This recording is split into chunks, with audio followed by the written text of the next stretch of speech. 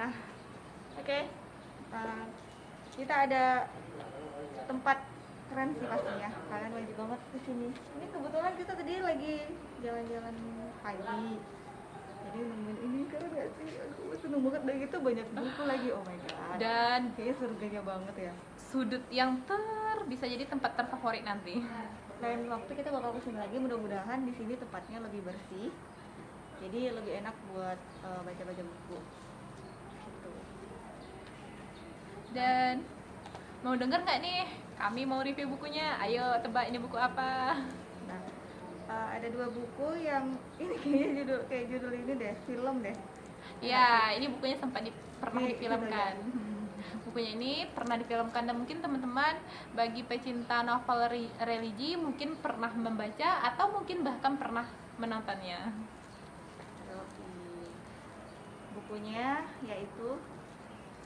Bukunya berjudul Dalam Mirah Cinta, karangannya Dr. Habibur Rahman El-Shirazi. Teman-teman pasti tahu kan Habibur Rahman El-Shirazi? Jangan jawab nggak tahu. Tahu nggak ya? Tahu nggak ya? Kalau nggak tahu nggak apa-apa juga sih. Nah, benar-benar nanti kita kasih tahu. Nah, sedikit bercerita tentang beberapa buku yang pernah dibaca yang kita temukan di sini ya. Kita mau sedikit kasih bukan referensi sih, Sinopsis. Coba Dalam Mihrab Cinta dulu. Ini Dalam Mihrab Cinta kan ya? Sedikit sinopsis. Dalam Mirab Cinta ini ditulis seperti yang dibilang tadi sama Kang Abik, lebih nama kerennya nama penanya. Jadi Kang Abik nulis ini beberapa tahun yang lalu, sempat difilmkan, alhamdulillah dengan jumlah penonton yang banyak. Dalam Mirab Cinta ini dengan tokoh utama itu bernama Zahrana nih. Tapi ngomong-ngomong aku pernah nonton nggak ya Dalam Mihrab Cinta? Kayaknya pernah tapi lupa deh. Pernah, yang jadi peran utama tuh kakak Meida Safira, yang main juga di di Ketika Cinta Bertasbih. Oke. Jadi tokoh yang bernama Zahrana ini di sini memerankan dengan watak sebagai sebagai dosen di Fakultas Teknik, dia S2 Teknik. Jadi beliau ketika itu masih jomblo ketika selesai dari S2 Teknik. Sekarang udah Dan nggak beliau lagi ya? jadi dosen, kalau nggak salah itu tempatnya di ITS. Di sini ceritanya beliau itu dihadapkan sama beberapa masalah dalam hal perjodohan karena faktor umur yang sudah cukup, kemampuan materi juga sudah cukup, dan dari segi finansial, dari segi umur, dari segi kematangan pikiran sudah cukup. Jadi ayahnya tokoh Zahrana dan ibunya meminta beliau untuk segera menikah. Tapi sayangnya beliau belum menemukan orang yang pas untuk beliau terima pinangannya. Itu banyak banget kejadiannya kayak zaman sekarang ya nggak sih? Banyak sekali. Jadi kayak ada orang yang mungkin dalam hal jodoh Allah mudahkan, tetapi ada mungkin dari segi pendidikan Allah mudahkan, tetapi Allah kurangkan dalam hal jodoh. Jadi jangan bersedih para jomblo. Jomblo harus tetap semangat menghadapi dunia ini. Jadi di sini mungkin konfliknya itu berkisar antara nanti si tokoh Zahrana dilamar oleh dekannya Fakultas Teknik tersebut, yang mana dekan tersebut sudah beristri dan berniat untuk menjadikan Zahrana sebagai istri kedua. Jadi di sini si tokoh Zahrana sebenarnya tidak mau, tetapi karena ayah beliau memaksa, dan beliau sebagai seorang anak yang patuh terhadap orang tua, akhirnya mengiyakan dengan ikhlas hati menjadi istri kedua dari tokoh tersebut. Namun tidak selesai di situ. Ya. Jadi ketika sudah mau masuk masa lamaran, ternyata si tokoh pria yang dekan yang ingin menikahi Zahrana itu terlibat kasus prostitusi dengan mahasiswanya sendiri.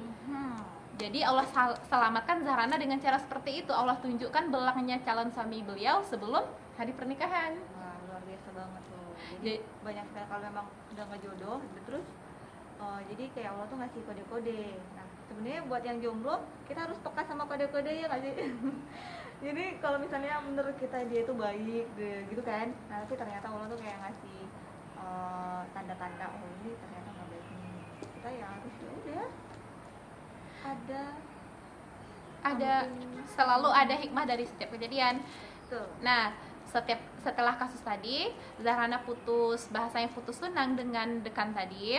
Zahrana tidak resign dari kampus tersebut, dari fakultas teknik tersebut. Kemudian Zahrana mengajar di sebuah sekolah Islam.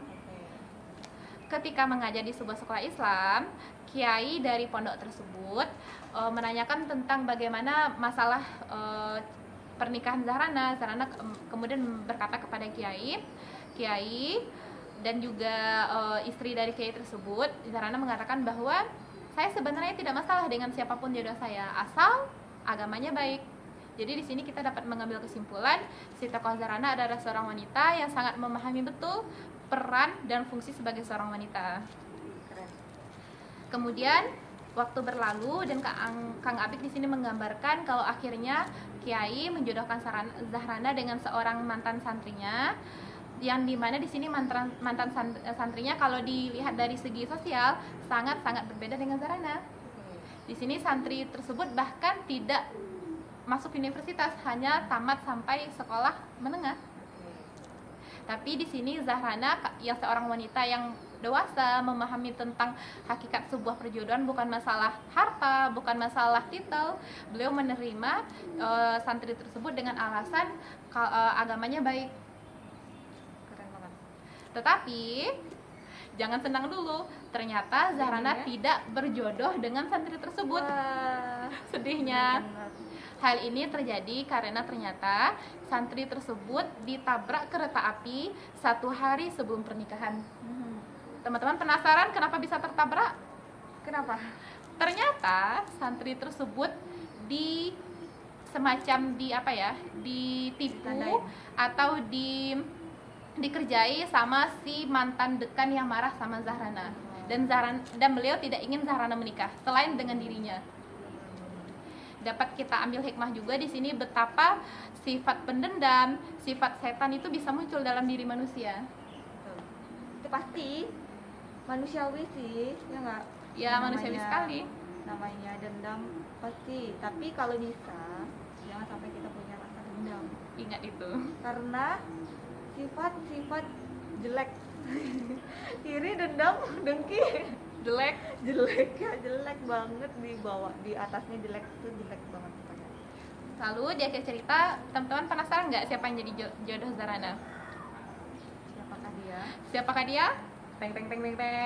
Jodoh Zahrana sebenarnya adalah mahasiswa dia sendiri yang pernah beliau bimbing ketika skripsi. Wow, ternyata jodoh sepenjanda itu.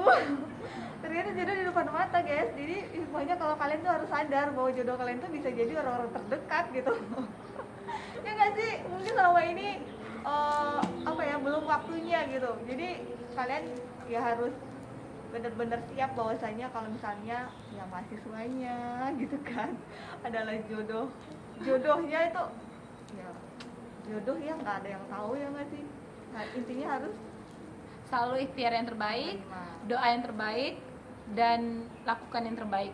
Jadi di sini mungkin kita sedikit ambil hikmah kalau Zahrana ini digambarkan sebagai seorang wanita yang tangguh, wanita yang dewasa untuk menentukan kalau jodoh bukan perkara harta, bukan perkara titel, tapi jodoh adalah perkara iman, perkara takdir. Betul, setuju banget.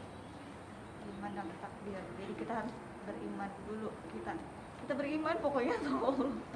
Oke, bagi yang ingin membaca lengkapnya silakan diorder. Kalian bisa main-main ke sini. Ini ada di bukan pusat kota sih jatuhnya, deket dari bandara.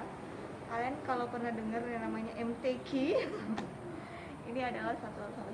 Ini kayaknya kita yang baru tahu atau udah lama sih sebenarnya. Sepertinya kita yang baru tahu ya. Iya. Karena kita jarang banget main ke MTQ, serius. Dulu kalau nggak ada acara nggak kesini gitu.